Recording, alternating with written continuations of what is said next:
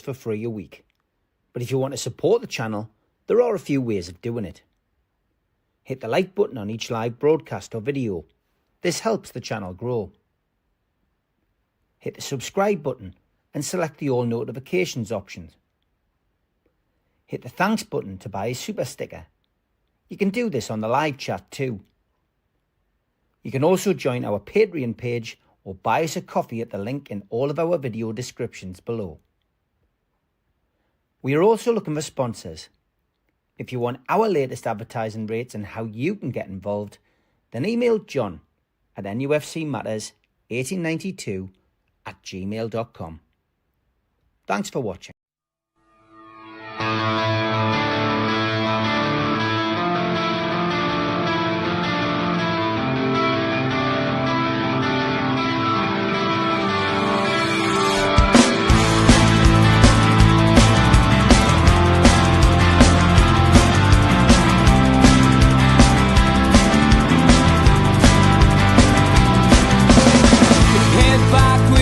Attack. It feels like I've been talking to myself again, but it's the only way you're ever gonna learn. You look back and it's all in the past. I'm dwelling on the thoughts I cannot say to you. If I don't say the words, then maybe it's not true. And it feels alright when they come and say to you,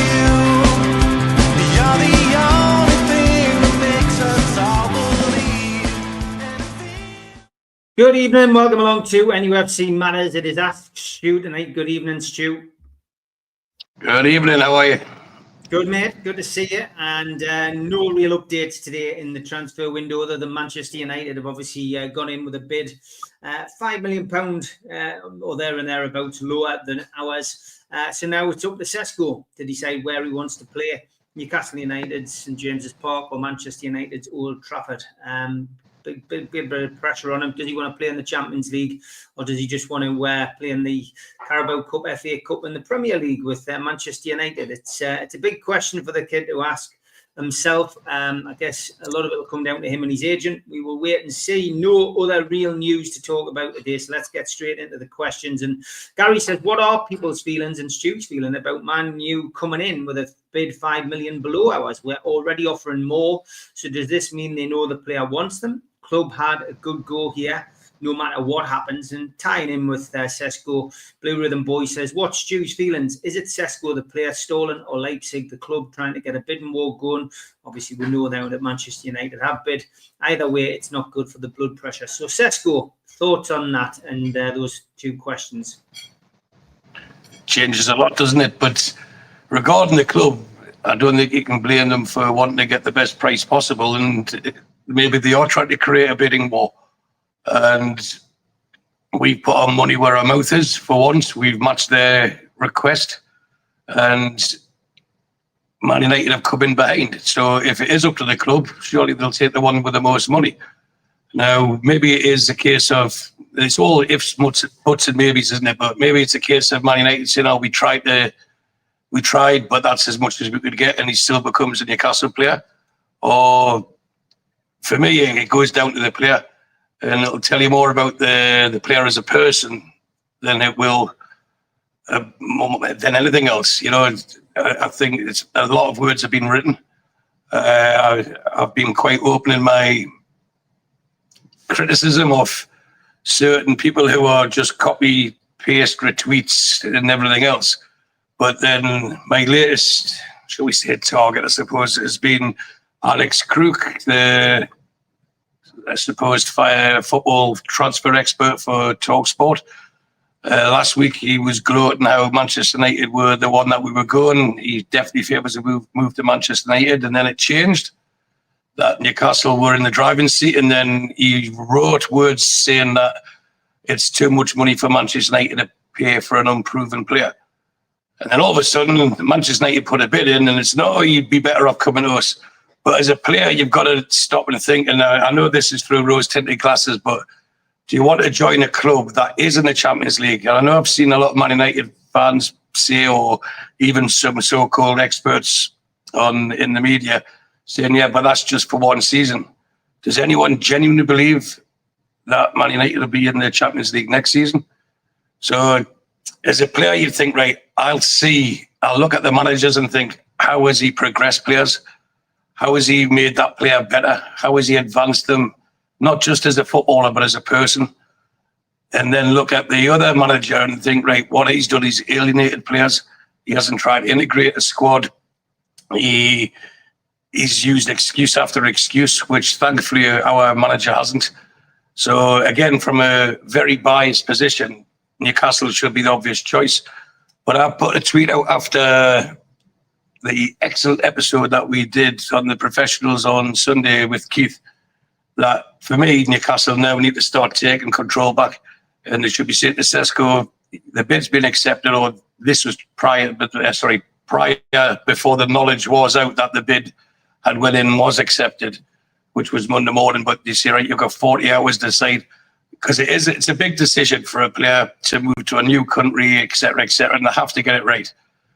So give them 48 hours, because we're now, the clock is against us. We haven't got time to sit and wait another week for it to go by.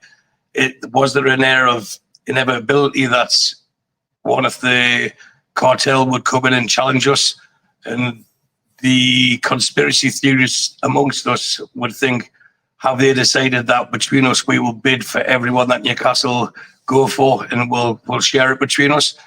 Now, is that as far stretched as it sounds? Because you start thinking, and we have mentioned in the past the meeting that was held between the Red Cartel when Leicester won the league, and says we cannot let this happen again.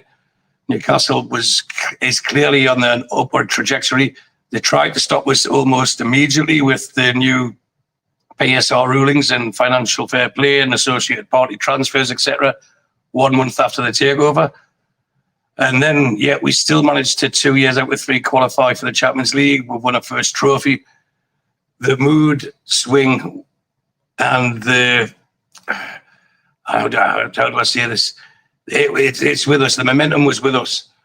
And that would have been despised. Now, whether it's fair fantasy, whether it's reality, somewhere in the middle is probably the truth. And for me, if Sesko believes going to Manchester United is better for his career than going for Newcastle United, then we'll use the words of Eddie Howe, we only want people who want us. But we have to strip back everything that we've heard, and what we've heard from their end is that he's very interested in the Newcastle project, but he would say that if there was the only bid on the table. Now there's 2 bids on the table.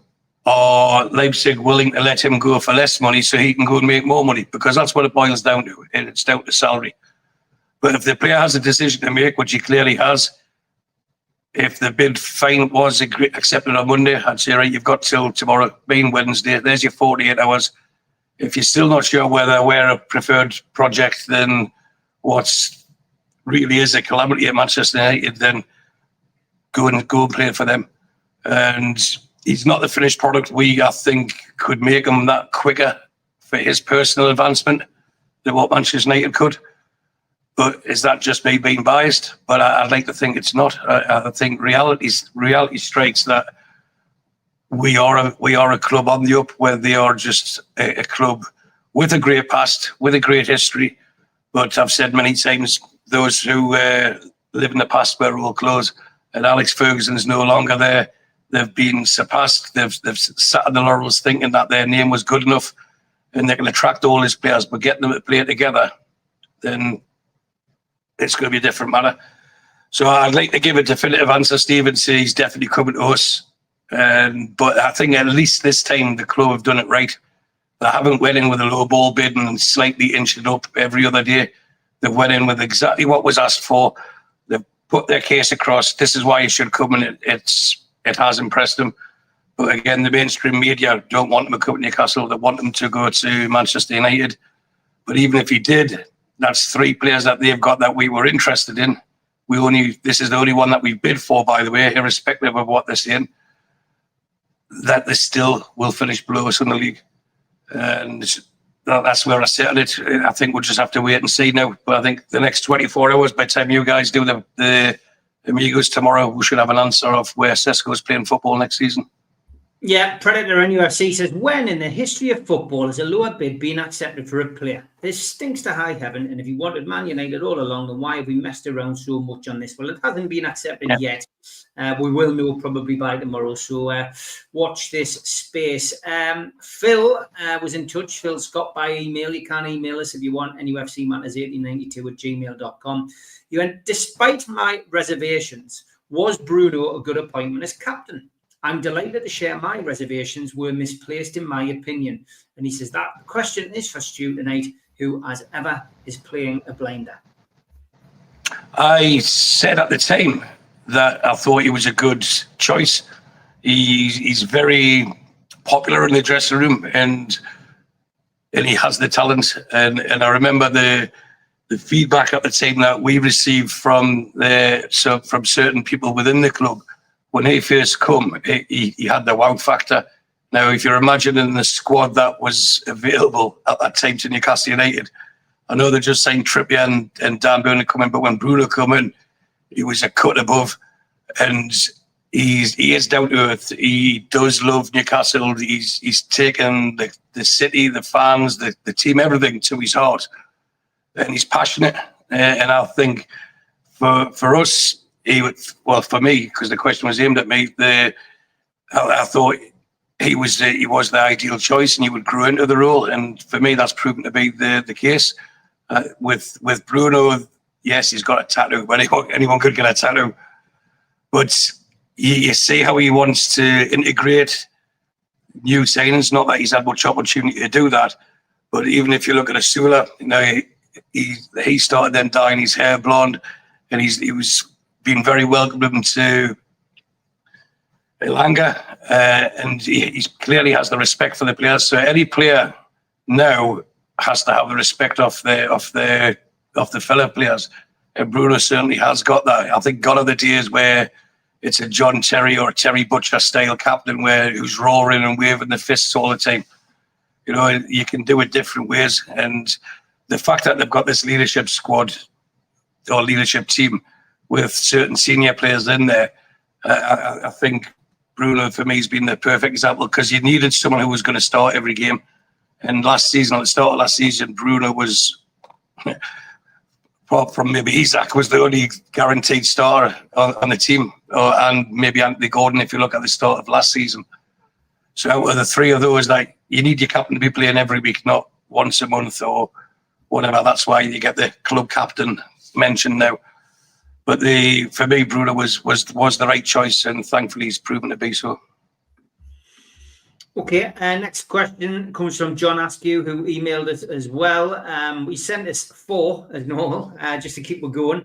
But the first one was, are we not supposed to be trying to close the gap on Liverpool? We seem to be in danger of making them great again if Isak goes there. What's your thoughts on that, Stu? Well, like me little banner says there, 5th is a new first, and it's become apparent now how the league settled out. The simple way is Liverpool this summer have already spent well in excess of 300 million.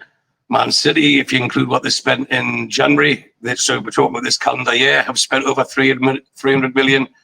Chelsea can't be far away from it. Arsenal can't be far away from it. And if Man United gets Sesko, they're over 200 million. Bear in mind, 4 years ago, this club was up for sale for 300 million, and these teams are capable of spending that in one window.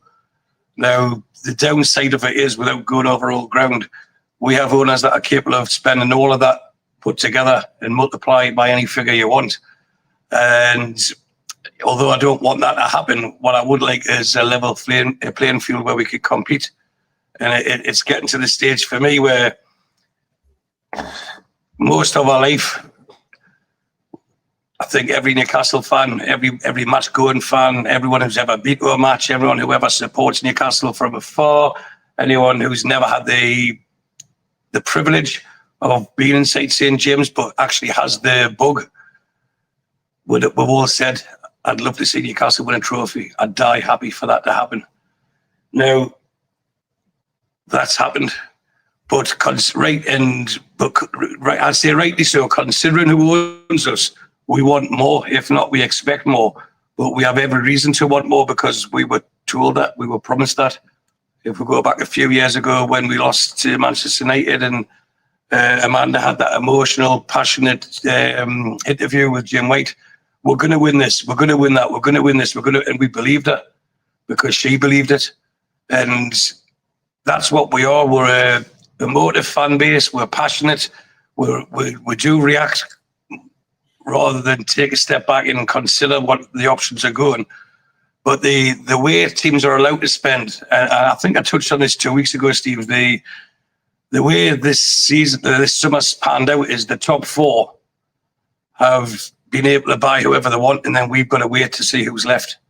And then even after that, we're still now trying to compete with someone who finished 15th because they can offer an extra 50 grand a week. And if we want to bore ourselves with the financial unfairness of it all, that extra 50 grand a week to get, let's say that's what Manchester United have offered Sesko, and they do get him, but it's not saying they have got him yet. He could still be a Newcastle United player. That 50,000 a week puts him to nigh on 200,000. But I've got an argument against that for Isak. You know, as does Steve and Mitch in our chat, I still think Isak will be playing for Newcastle next season. So if we don't get Sesko and Isak stays, then again, we have to take the emotion out of it. Isak, we've been trumpeted him for the last couple of seasons. He's the best player in the league. He's the best player in Europe. So do we cut on us to spite a face and say, oh, well, he's wanted to better himself? I know we promised him this and lies, and we didn't give him the money he was offered, etc. A lot of this is the club's own doing. But at the same time, if he is to stay, we couldn't sign a better replacement. I think that's the bit I'm trying to get across. I don't think there is a better signing than keeping Isak, but we need to supplement him, and to make him happy, we need to show that we can spend money, which we've clearly got. And I know I mentioned on Sunday, and someone in the chat pulled us up. I said we spent nothing for 3 years, and then they talked about the Lewis Hall money, and there was the money for Asula.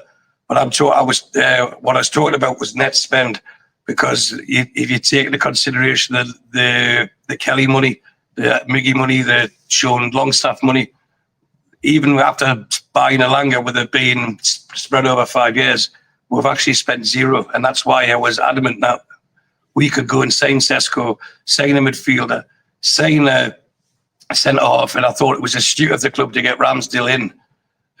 He's not free, but on a low-price deal, because it gives us that wiggle room where we can afford to keep Isak. And I'm sure we're going to get questions on that. But I like the questions about my favourite Greggs and that. I want to do a bit fun. So to answer the Greggs one, it's sausage rolls, of course. Greggs sausage roll has to be. You want a few of those ones, D? I'm sure people will. I'll answer anything, Steve. But, I think people are probably bored of or worn out or emotionally fatigued of hearing about Isak and Sesko. But if that's the questions, I'll quite happily answer them. Yeah. But there was one question that was asked when I was on the Amigos, and I only give one answer, and you were surprised, was what do I hate about football nowadays?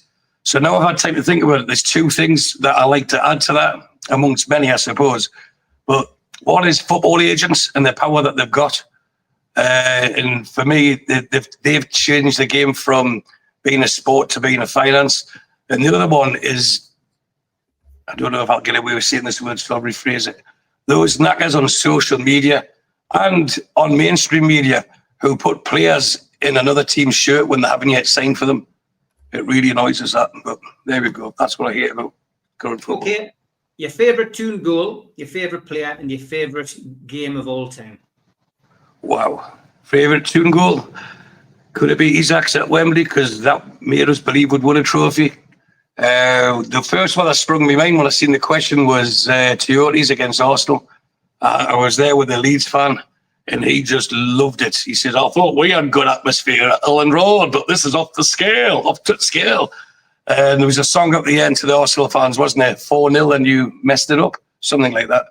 That was a great goal, but if we have to go all-time favourite goal and what it meant, I know you can say that Albert Chip, so many, you could mention Asprilla, you could mention Janola's goal against Ferencváros, but the most important goal I've ever seen score for Newcastle was David Kelly's against Portsmouth, and that was in 1992, because without that, I don't think there'd be Newcastle United now.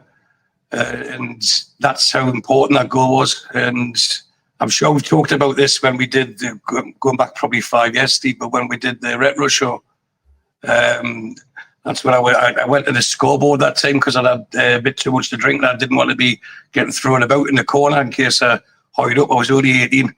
So I was in the scoreboard and the line I had was right where David Kelly hit the ball. But I made the fatal mistake of wearing me brand new maroon Gazelles with white jeans. Now, I think everyone knows the story about the Gallagher Bogs. The white jeans were now white at the top and like grey colour at the bottom. And wasn't the best experience walking out the ground. But for a goal, at the time, it was great. We knew what it had done. But looking back now, that's probably the most important goal scored. But I love the Toyota one against Arsenal as well. Okay, and was it your favourite game? Did you give us your favourite game? I was busy trying to go through the questions. It could be the Arsenal, the 4-4 as well. Man United at home 5-0 was special. The obvious one's quite clearly the cup final we've just been to in March because of the fact that we won a trophy. But there's other stupid ones, and it's not just for the game, it's for the experience, it's the trip away. There was one time me in the heat met Fat Tony, who was a Wimbledon fan, and we stayed at his place in Wandsworth and went down to Southampton. And I told Heath, because we're flying from Newcastle, I was in Tenerife at the time, and come over and I told him he needed his passport to fly to Southampton. But actually, for some reason, he booked it. We ended up in Stansted and then had to get a train to London. Anyway, but experiences like that, going away games, each one has been very special, irrespective of the result. But if we're talking about the results, then the two for me that stand out was the Barcelona 3-2 and the Man United 5-0. Okay, and next question, your top 3 biscuits. Ooh. Do you know, I'll go through different spells. Fig rolls, I'm quite partial to fig roll. I like hobnobs. And we'll open another debate and I'll say Jaffa cakes. It's a cake or a biscuit. There we go. And you've already started. They're in the biscuit aisle, so there you go.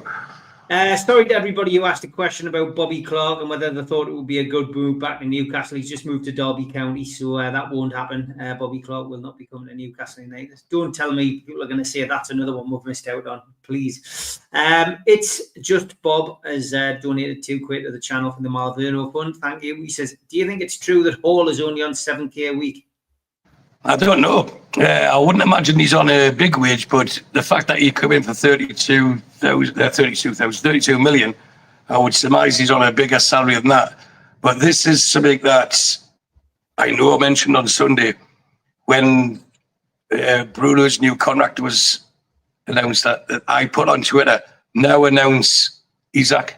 And a year later, look what's happened. And this is something that we need to do with Lewis Hall, because he had a breakout season last year. So did Livramento. They need to get these on new deals, new long-term deals with no get-out clauses as quickly as possible, because someone like Hall and Livramento, these are part of our future. And what we don't want them is to be disillusioned with what's happening. We want to make them feel valued, make them feel worthwhile. And what's better than getting a lot more money than what you're currently getting for doing the job that you'd be doing anyway. And if the club aren't learning lessons from this, then that sets off alarm bells as well. So I can't answer the question. He's on $7,000 a week. I'm sure he's on more than that. Alan Little says, do you think we're still on for our 100-year anniversary Premier League win in 2027? Yes, strangely. I was thinking about that. Was it yesterday? I was having a private conversation with someone. But this is when Sesko was going to sign, because I said that puts the market down. And then we go and outbid Liverpool for Gay because they have to keep their money for Isaac. Right? So they won't go and buy it. Then we've got him. Then we'll go and buy a top-class midfielder. And that would set us up to finish at least 5th coming into this season and getting Champions League again. You never know. By that time, we might actually have an announcement of a new stadium. We might actually have someone who's capable of bringing sponsorships in more than once a year. And the club could move forward and they'd be in a position to strengthen, because those who are still there would then feel the club is growing and they don't want to leave, because that's how it was at the end of last season. People didn't want to leave because they had that togetherness, the camaraderie, and the year before. But this year, people have wanted to leave because we were, as a club, meant to go at the next level. And yes, Eddie Howe warned about moving fast, etc., but it was seemed to have stalled. And that starts as a player. You've got to start thinking, well, can I fulfill my ambitions here? And it's all right when you go there with unfulfilled potential, but once you reach your potential, you want the best. And be careful how I word this before the exact word comes up again. We have a care of duty with these players to get the best out of them. But if you've got someone working for you who feels neglected, who feels unwanted, they're never ever going to give you the best. As much as we'd like to live in an ideal world, it's not going to happen. So trying to answer 3 questions in one, we need to get the young guys who are worth it and we know have proven themselves on the bigger contracts. Can we win the league? Not this coming season, the season after? Yeah, I think we can. As long as the signings are made in the right places and we stable ourselves again, then we have enough money. Because at some stage, if we don't sell Isaac in this window, it'll be in one of the next 2 after, won't it? And that will open so many doors. And if we have proved that we can get to Champions League again, we do become a lot more attractive proposition, and we can then start offering the salaries to match the teams who are beating us from a lesser position football-wise, but financially they can get themselves into hundreds of millions of pounds worth of debt, yet still be able to spend more money on us, which is quite screwed up, isn't it? Lots of messages coming in about Ramos, saying some people saying his stats are better than Sesko and he's a proper number 9. PSG have just put a £55 million transfer fee on his head, so that will be interesting to watch if that one develops. And I guess follows on from Tom's question by Penman. If we don't get Sesko in, where do you think Newcastle will look at next? Craig Hope does think it will be Ramos next. There seems to be, it's just... At the minute, Steve, I'm more just sitting back and letting it play out. As you know, and a lot of the viewers know, I'm more of a... I don't try and get emotionally dragged into it. And not a case of what'll be, but it's out of my control. I can't control who Newcastle buy and who they don't buy and who they bid for and who they don't bid for. But the one thing that'll always be constant in my life is my love for them, and I'll always support them. But I am reassured in the fact we've got Eddie Howe as a manager, and he'll always strive for the best for the team. So if it's not Sesko, it'll be Ramos. If it's not Ramos, it'll be someone else. If it's not that person, it'll be someone else. They'll get the best they can. Now, whether that's enough to advance us to where we'd like to be, or where we should be, or believe we could be, that's a different matter. But I'm doing my best to avoid the financial fair play restrictions. We should be an attractive proposition, but am I an expert on European football? Ramos got a nice name. He scored a few goals in the World Cup, or was it European Championship? But is he ready for the rough and tumble of the Premier League, the pace, etc.? I don't know. But if Eddie Howe thinks he's the answer, then great. But for me, from what I've seen, this Sesko, he's got 2 good feet. He can score with both feet. He's obviously at 6'5", able to head a ball, and he's no slouch. I think he would suit our system best, and I think that's why they've pushed harder for him. But again, what's out of our control is if a player wants to go somewhere else for a little bit more money and has a bit less ambition than what we'd like to have. So is Ramos the next option after that? Let's see what happens with Sesko first. But I think with Sesko, how far down the order do you go? You know, you have your choice A, B, C, D, etc. How far down do you go to the point where, on the same tweet I put about giving him 48 hours, I said the club need to get the big boy pants on and say, right, Isaac, you're our player. You're going to be playing for us unless they give us the money that we're asking for. You've signed your contract. You can be playing like it a little bit. You are going to be playing. And I think if anyone can talk him into it, and the squad, because he'll probably feel like the players tomorrow will be back in with him as well. And if he's facing them, what would have been better for us is if there was proof that we were going to advance. And at the moment, there's a reluctance for that. But I can't answer, is Ramos the answer? Because he's not. He's going to be our fourth choice. And if it's not him, the next person will be our fifth choice. So we haven't progressed. We haven't went backwards. But the sad part is what should be a joyous continuation of the growth of Newcastle United is stalled, and it's out of our control. And we all know why. Okay, I've got lots of questions. Probably not going to get through them all now, but thank you for everybody for sending them in. Stu George says, what is your favourite Western? I didn't really watch Westerns. Oh, the only Western, I'll tell you what, the one Western I did really like, if you can call it a Western, was Blazing Saddles. I loved that. It's probably not politically correct now, but I thought it was a great film. Not many films are. Tim says, when's the Christmas tree going up? 1st of September. Same day as the transfer window closes. So I'm on my own little personal countdown for Christmas trees. People are talking about transfer window closing. When that closes, the tree goes up. So can't wait.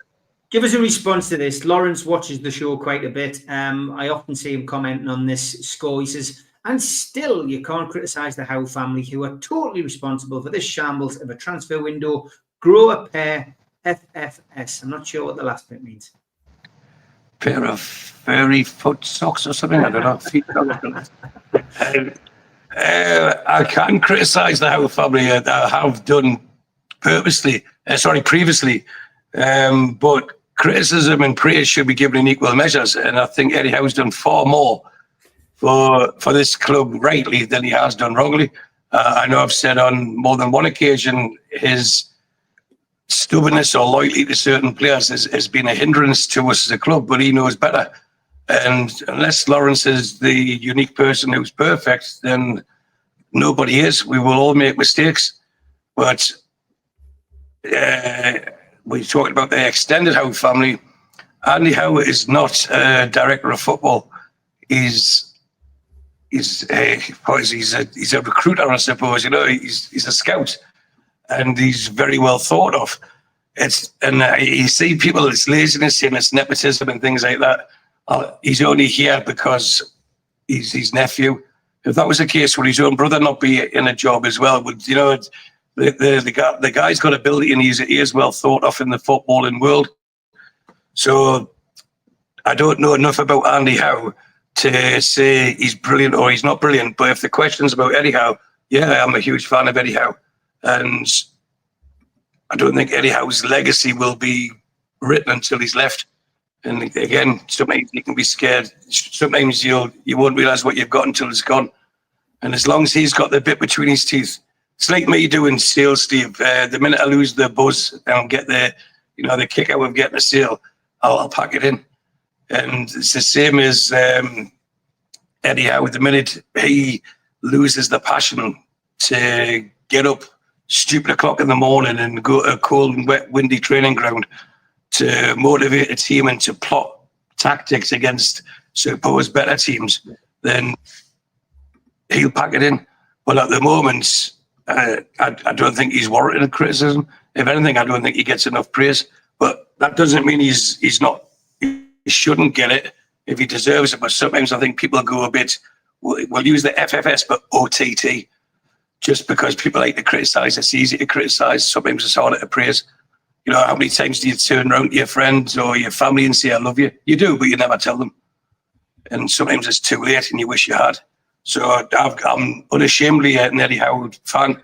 And I think, for me, him and Keegan are the best two managers I've seen in my lifetime.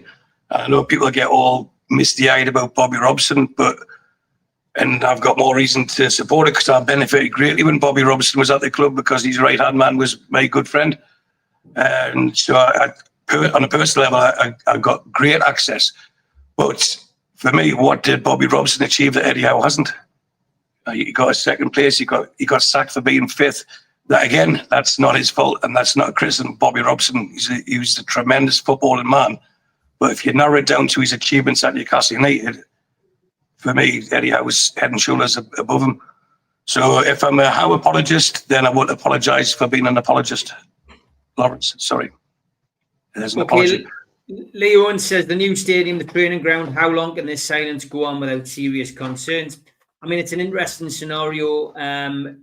Craig Hope's been very critical of Newcastle not coming out with these kind of things. And again, just watching one of his podcasts this week, he said that he's a bit more confident that things will happen and will be announced in due course. That just because things aren't being reported on a day-to-day basis, that, it doesn't mean people aren't working away in the background. So, it did sound a bit more positive from somebody who, in a journalistic sense, has been critical, Stu. Yeah, Steve, I can sound as positive as the next person, if not more positive. But for me, there's every right for supporters to question what's happening with the ground, what's happening with the training ground, what's happening with the sponsors, because we were promised all of this. And the CEO himself said, I think it was an event at the Stack at the end of last summer. Yeah, we'll have an announcement early next year. Now, last time I checked, the calendar's 12 months and we're in month 8. That's not early. So if it's been sidetracked, which clearly it has, if it's been delayed for whatever reason, which it clearly has, have a bit of communication. That's all we need. Don't treat us like mugs and then keep churning out new strips or new training tops every week and expect us just to blindly hand over a hard-earned. Treat us with a bit of respect. And if they're saying early next year, it got to the cup final, then there was Ramadan, and there was reasons why, okay, it's going to happen now.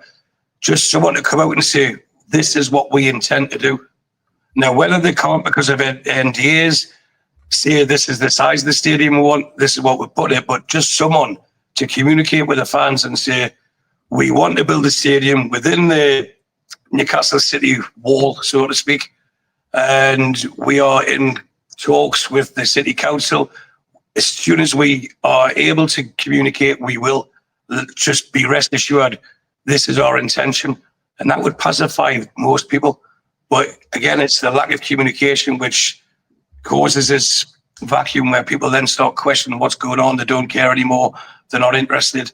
And it's another easy fix that hasn't been fixed, which is why we're getting questions like this. Okay, next question. You do like to mix them up a bit, so let's find a different one. What's the best curry that you've ever had, says Tom? Not a fan of curries, to be honest, Tom. I'll take your lead on that. I'm sure you've had many more curries than I have, but if I had to have a curry, it would be a Chinese. I do like, or should I say Cantonese, but they are Chinese. I like Chinese curry, and it would have to be with prawns and fried rice. That would be my favourite. But I know when curry you're relating to Indians, but if I ever do go to Indians, I have a very limited diet, shall we say, even though most of it is not healthy.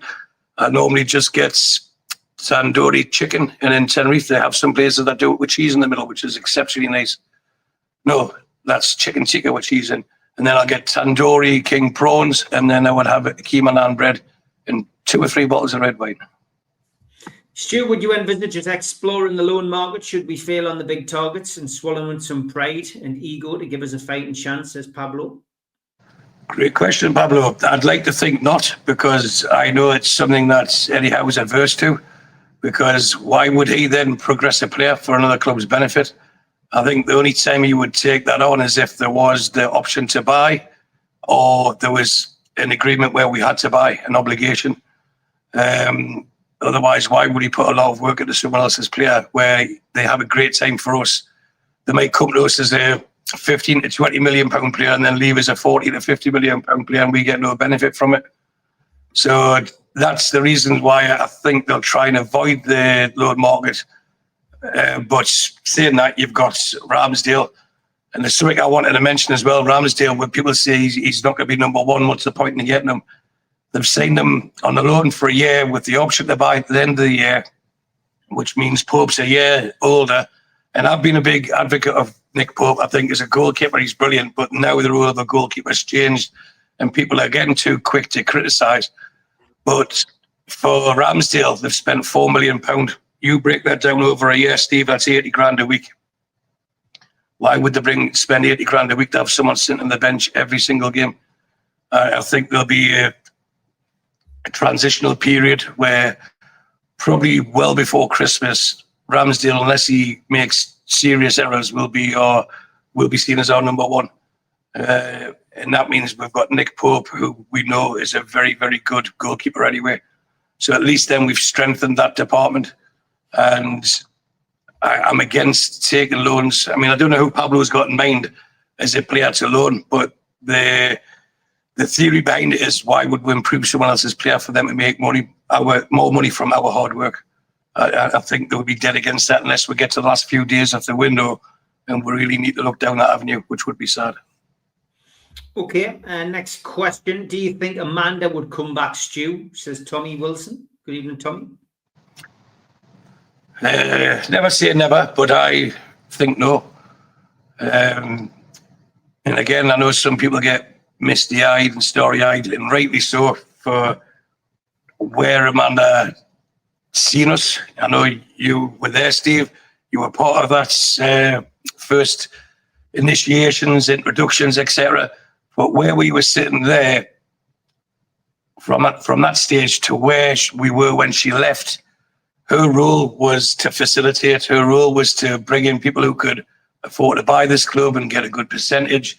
And that was always going to be the case, hence 10%. And then the idea was, over the coming 3 to 4 to 5 years, they would buy out her shares. But because of, let's say off-field, she's not a player, but because of other things within her life, she needed liquid cash first, and the shares were bought earlier.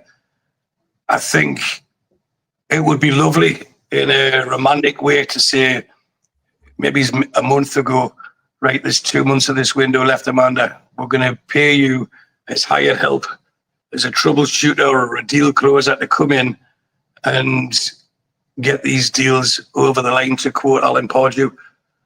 But Amanda gets, she mixes in circles that most of us can't even dream of. So to get rid on a full-time basis, as in, can you come and be our, not director of football, but our spokesperson, our ambassador, or CEO? What's the CEO get paid at Newcastle? $250,000 a year. Yeah. She does deals that are worth a lot more than that to her. So we'll have to take the romanticism out of it. It's not financially viable for Amanda to do it. But I'm sure her and me, we know they've got a huge affection for the club and the city and the fans. And if they could help, they probably would. But I think long term, I don't think you'll see Amanda Meredith on the payroll. Okay, let's get through a few more questions. A bit of mix them up before we finish the show. Still got about 20 minutes left. Blue Rhythm Boy says, what is Stu's Nando's order? I don't like Nando's. I only had it once, and that was at the gate with my daughter. And I ordered some sort of, obviously chicken thing. There's only 2 little bits of chicken. I don't like the vegetables and stuff like that. There's only 2 bits of chicken in it. It was like tiny. What's all that? All that bread for that little bit of chicken? So I just thought it was one of those new fad, overrated, posh restaurants, and Nando's isn't for me. Sorry for being so thin, Geordie, but that's me. Top Bobby says, Stu, do you have a favourite music venue or club in Newcastle that's no longer there? Oh, yeah, me. You got to look back at your formative years, like the Ritzies and Madisons and Manhattans, places like that. And then I know I've talked about it on a show maybe years ago. There was a group of us, up to maybe 20 of us. 20 of us used to go out in the early 90s, and we could have been playing football on a Saturday afternoon in different places, ranging from within Newcastle. Some people were playing up in Berwick, some were playing across in Cumbria. And whenever you got back in town, we used to meet in the King's Court, which is no longer there. 6 o'clock the King's Court, 2 pints, taxi by 6:30 into town, straight to Legends. But wherever you were, we knew the route. So you could say, right, it's 8 o'clock, they'll either be in that bar or that bar. And I think this is probably where I got the drinking capabilities from. The normal route was about 14 different bars through the night. And then if we still had enough wind in us, we'd go clubbing, which most of us did. And then play football on the Sunday morning, get back to the bar for your little cubes of cheese and little sausages and biscuits, and watch Sky Sports for a Super Sunday, and then go home and snore off and back to work. So for their favourite night venues, as long as they were serving alcohol, I was all right with it. Okay, good answer. Does Stu have a favourite goal celebration? I think she means not jail celebration. That's jail, isn't it? Yeah. I better not answer that question. Favourite goals, as in, like, whose goal celebration are like the best? It's a good question, that. I really don't know. I think it's one of those things where maybe the older we get, the more, that's pathetic. Stop putting some time into that. Just get back to the centre circle and kick off. But then, you know, the older you get, the more you sound like your dad, don't you? And you start kicking yourself, oh, man. So I think any goal that goes in the back of the net and is scored by a Newcastle player, as long as it's not an own goal, is a good goal. And the celebration should really come from those in the stand. On the pitch, anyone who shows genuine happiness for scoring a goal is good enough for me. I don't care if they want to do an aeroplane, a roly-poly, or do a sheer hand in the air. It makes no difference.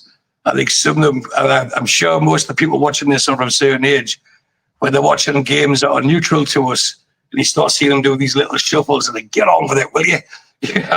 That's what I'm like, but that's where I do get grumpy, and I'm aware of it. So I don't have a favourite celebration off the top of my head, but it's a good question. Thank you, Denise. 2,300 people watching live. If you're watching on Twitter, please jump over on YouTube, search NUFC Matters, and hit the subscribe button. Blue Rhythm Boy asks a question to both of us. He says, what age did you lose your hair and how did you cope? Some find it tough. I hope I keep mine. Well, I shaved my hair off at the age of 18, Blue Rhythm Boy, and I've had this haircut since I was 18. It was a style choice. I'm not sure when it started going for good. But yeah, I've had this hairstyle for best part of 35 years, and it was a personal choice, Blue Rhythm Boy. Stu?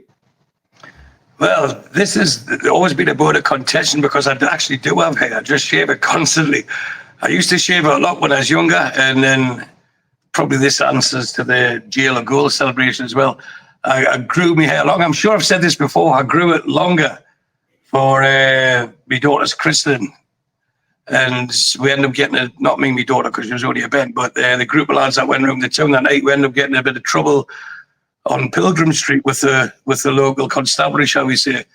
And I was getting fun made of me all day, saying, yeah, I look like Ken Barlow the way I grew my hair. And then the police decided it was long enough to grab it and batter it off the ground. So from that day forth, I vowed never to grow my hair long again. But then I did go through a spell in Tenerife where I didn't grow it long, but I grew it with spikes in and I had blonde tips. And if you look, there's hair there. See?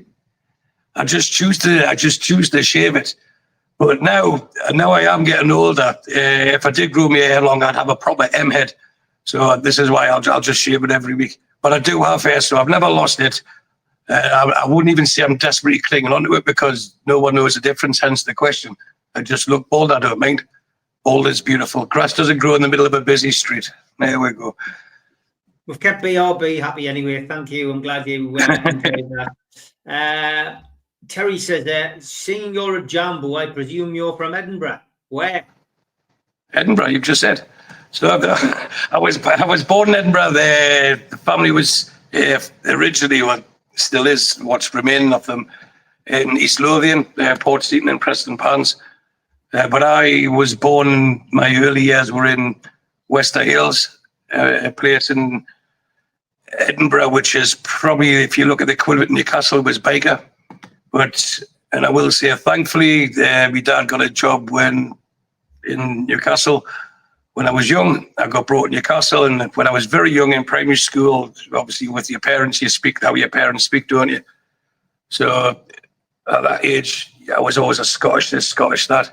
But I think anyone who meets me now for the first time would never know I was Scottish unless I told them it, or showed them tattoos, or talked about history or something like that.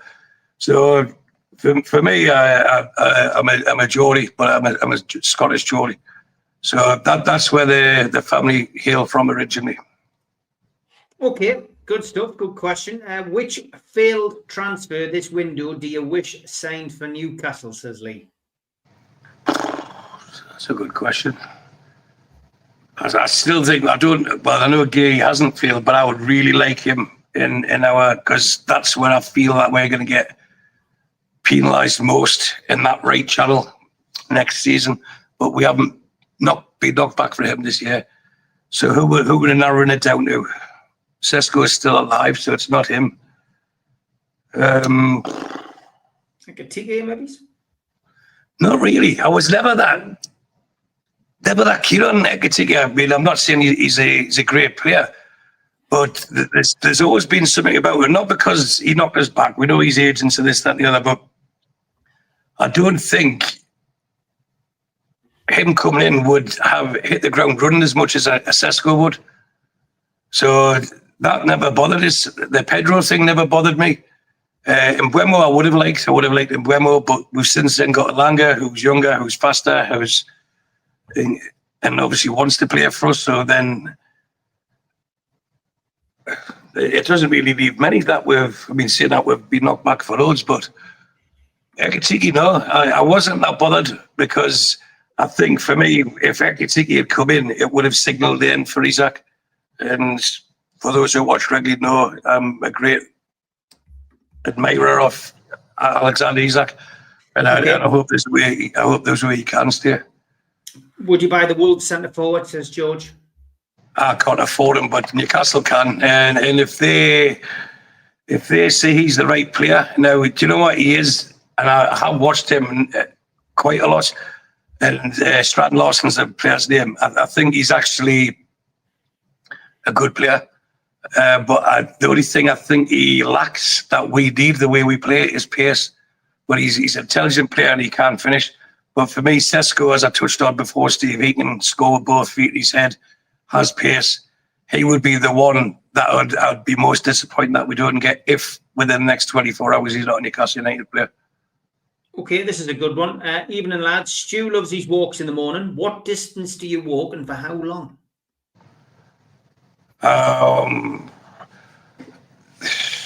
Normally I walk for about, because I check it on my phone, it depends on the weather, but the average is normally for about an hour and 15, so 75 minutes. And in that time I'll do 7.5 kilometres, which is probably just over 5 miles, I suppose. And I enjoy it at this time of year when it's not windy, because when it's windy you get the sand and I get bites all over my head and everything because you get the sand flies. But when it's humid, I come back in, they'd like say, I've got this t-shirt on, I can genuinely, literally wring it with sweat and the water will drip out. So I enjoy that. But I do enjoy the piece that I go out early in the morning and it's quiet and you just get the odd car passing by who now starts waving at us. And then you get people walking the dogs and you get to say good morning and stuff like that. So I think I've formed my own little community where I live. You see more people going out walking now. But on average, it's about 75 minutes. If I'm not going straight to work, like if it's a Friday or Saturday where I'm going a bit later, I'll probably walk for longer. And if it's too windy or if it's raining, I don't want to get my hair wet, then I'll just go on the treadmill. And that's it, really. A right centre-back link today. It's our old pal, Malik Thiaw. Chow. No, I haven't finished yet. In multiple sources, a positive move, says Lee. I mean, yeah, this guy's been on the radar for a hell of a long time as well, hasn't he?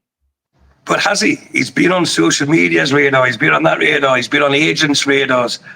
And now I've said all that, we'll probably say them. I still like your player, Steve Van Heck. I think if we're Van Heck. I hope you heard it the other day. Did you hear I got it right the other day? Yeah, I did. I did listen. I was watching it, and I didn't want to interrupt the guys by saying, "Oh, well done, Steve." You know, so it's a bit of research goes a long way, I suppose. But I do like him, and he was the one that got Anthony Gordon sent off. Well, actually, Anthony Gordon lashing out was the one that got him sent off. But he is quick. He's composed. He can pass the ball. For me, if we can't get Gay, that's the one I would go all in for. This Thiaw, however you want to pronounce it, he's had injuries. Now all of a sudden AC Milan are saying he's a fantastic player and we want to keep him. He's very important to our project. They were trying to sell Macomo only last month. So all of a sudden Newcastle we've lately shown the whole of Europe we've got money to spend by what we've bid. And then it's all of a sudden it becomes different. So I wouldn't be over enamoured with the sign of Thiaw, but if just to annoy Lawrence a little bit, if anyhow thinks he's great, then I'm sure he's going to be a fantastic player. That was a joke, by the way, Lawrence. Have you stolen Steve's dad joke book, says Jules. Jules, perfect timing for you to make a comment, to be honest. I just want to give Jules a plug for what she has set up as normal this season. The Fantasy Football League is now accepting members. You can join the NUFC Matters Fantasy League by typing in this code, 6EJ7T9. That is the first thing to tell you. The second one is the Super 6 NUFC Matters League 25-26. The pin for that is P5EU29. And as usual, if you miss out on that, just rewind the program when we finish to the end to find that as well. And don't forget, I stuck the link in the chat. You've got till the 31st of August to order your fanzine. 4 fanzines for £25. That does include your postage.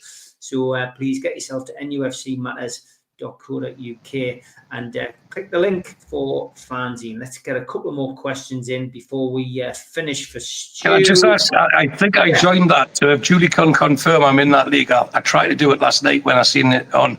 I think I've joined it, but it'd be nice to know if I did or not. All right, Jules has got complete control of that. So if you can answer the question in the chat, Jules, I'll stick it on the screen. Peach Melba or chocolate eclair? It's a peach Melba for me, Mick, as long as it's great. Chocolate eclair. What's your favourite Canary Island, says Mozza? Tenerife, obviously. Lived there for 14 years. Who starts as number 1 next season? I think Pope starts and Ramsdale finishes the season as number 1. Gillette, Harry's or Emact, Stu? just a pair of clippers. I used to go to Harry's to get my hair cut when I was younger, actually. And then there was Henry's on the was it New Bridge Street where Turks used to be. High Bridge. I used to go to Turks. I used to then go to Turks after I get my hair. Well, my looks lowered, as I used to say. But then Harry's up next on the way to the ground up past the Haymarket. I used to go to get a cut there as well. No, I'm not a fan of brown sauce, tomato sauce for me. Unless it's in Scotland and you get your king rib supper or smoky supper or a fish and chip supper and you get the salt and sauce, then it's the only time I'll have brown sauce. Does Stu think that we're definitely only looking for a replacement or possibly an addition to Isaac? Is it one or the other or both, says Denise? And I think it's been quite clear they need a replacement for Wilson, and if Isaac is to go, it'll be on our terms, and then quite clearly we need a replacement, and he won't be going until we've got a replacement. Why would we even think that would be commercial suicide? Never mind the project stalling, it would just fall apart. You just imagine you're a Sonali or a Gordon or even a Bruno in that change room or a Botman, you think, right, I've given my best years here. Yes, we've been rewarded handsomely. Yes, we believed in it. But when this starts happening, they know they're going to be trying to keep their head above water all season. And a top half finish would be a massive achievement if we've only got a Sula going into that season. So there's no way that would happen. Jules is asking, was it the Super 6 that you wanted, or was it the fantasy? No, the fantasy.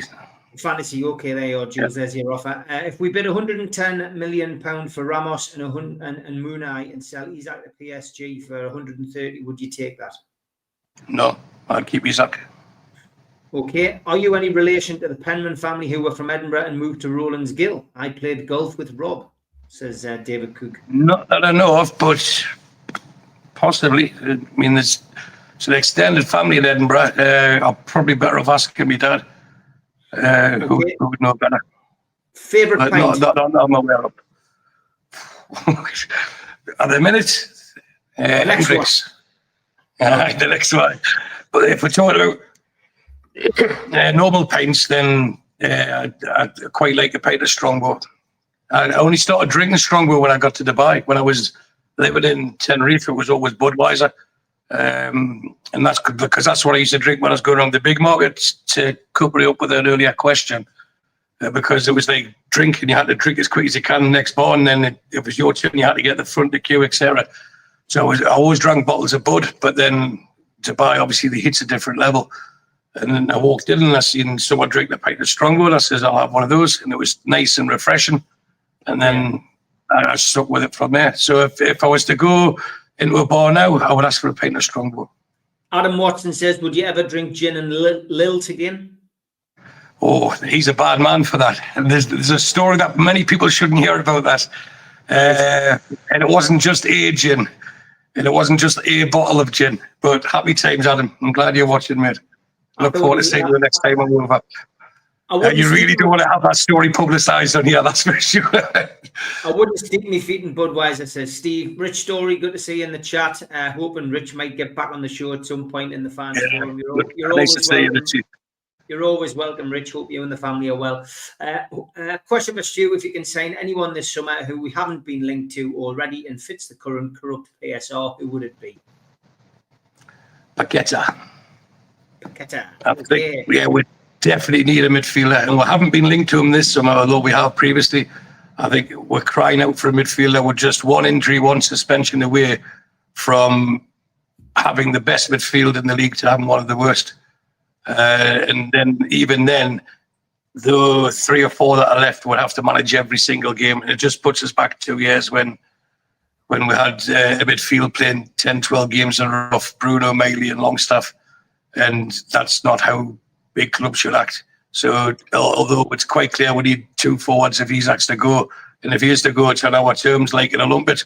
But let's say he stays, we need at least 1 forward. So I'll be happy with keeping Wissa, getting another midfielder and getting a centre half in. Add that to what we've already signed, and we will be at least 5th next year. Which 3 clubs would you relegate if you could handpick them this season? If I could handpick them, Sunderland, Man United, Liverpool. And who do you want in the Champions League draw? I think we've asked this before. I want a Spanish team so I can tie it in with a trip back there to Tenerife.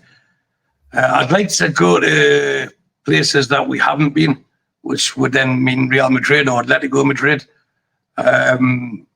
We've done Borussia Dortmund. I've been there, and this is me being selfish, but the question's aimed at me. Bayern Munich, it's an amazing stadium. For those who say, they don't like bubble wrap stadiums, I was there, as you know, for the opening game of the Euros last year with my dad for the Scotland game. It's a fantastic stadium. Really is an amazing stadium. But it's out the way. There's not much to do. And there's taxis there. Trying to get a taxi after the games, it's a nightmare. So the experience of being there is great, but Munich is not the best city. So the obvious answer for me, if it has to be a German team, which is, I think, nigh on, we have to get a German team, then it would be Frankfurt, because that's where me, he and my brother based ourselves in for the Scotland Euros last year. And what a great city. So if it's Frankfurt, get in touch with us. I'll tell you exactly where to go, and in a nice way, like where to have a good night out. No, I'll tell you where to go. And Frankfurt would be, for me, watching Newcastle there. It's a smaller stadium, but I think Newcastle would fill it. They're very welcoming as well, the locals there. Very knowledgeable with the football. And where else would I like to go? I quite fear. My son's actually just finished his first lads trip abroad. He's 19 next month, and he's been to Amsterdam. So I'm sure he's completed more than his first of some things as well. But imagine Newcastle getting Ajax. There would probably literally be about 1,000 Geordies in Amsterdam. That would be one for the memory.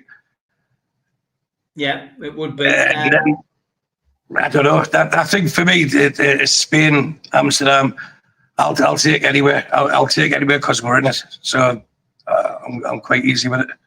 Last question, favourite kit of the 3 that have been released this season? Well, if I could start in reverse order, that'd be easier. The green one's a definite no. I'm a big fan. I hope you're watching Carsey of the Northumbrian tartan on the home strip, and the third strip, which is really the second strip, isn't it? The third strip's nice, but I think the home one, because it's the black and white and it's a good design this year, I would take the home one as the preference. Great hour and a bit that. Thank you for coming on, Stu. We will be back tomorrow night live at 5 with the Amigos, a little bit all over the shop this week because I'm having a week off next week. And we are going to be back with the professionals on Sunday morning at 11 o'clock. I think we agreed, Stu. Is that right? Yeah, there we go. Good stuff. Look forward to seeing you then, mate. Take care. Cheers, Steve. Thanks, everyone. A big thanks to all our sponsors, Skips and Bins. You can find them at their website, skipsandbins.com. Contact them at www.skipsandbins.com/contact. Say hello to low-cost waste disposal with pay-as-you-go and contract waste management. A big thanks to Mr. Vicky's Sauces, handmade in Cumbria. You can find them at their website, mrvickys.co.uk, email info@mrvickys.co.uk, or telephone 01768 210 102. Thanks to our fanzine sponsor, United Group Travel. There are no strangers on our tours, just friends you haven't met yet. 2-crew driver and courier, local family company, 3-star plus quality hotels and no interchanges. Hot and cold snacks and drinks available on the coach, all excursions included. Their website, unitedgrouptravel.com, email beverly.ugtl@gmail.com, telephone 01670 632 460 or 0791 666 4174. Just £30 per person deposit. Thanks to Media Arts for all the help with the technical side of things. And if you like listening to us as a podcast, you can go to Sports Social Podcast Network or to iTunes, Spotify, or other podcast providers. If you want to support the show, then hit the subscribe button. It's free. We do 7 shows a week. Hit the little thumb up under the video, which is the like button, or click share to share to your social media. You can also join the channel on YouTube by hitting the join button for as little as $1.99 a month. If you want to become an NUFC Matters member, you can go to nufcmatterspodcast.co.uk. It's a £25 one-off fee. You get your pen, you get your badge, a key ring, you get your beer mat and your fridge magnet and your membership card, nufcmatterspodcast.co.uk for that. And we have an event early next year, 13th of February 2026, an evening with Beardsley, Waddle and Gascoigne takes place at the Tyne Theatre and Opera House. To buy your tickets for that event, go to the box office 0191 243 1171 or Tyne Theatre and Opera House.uk.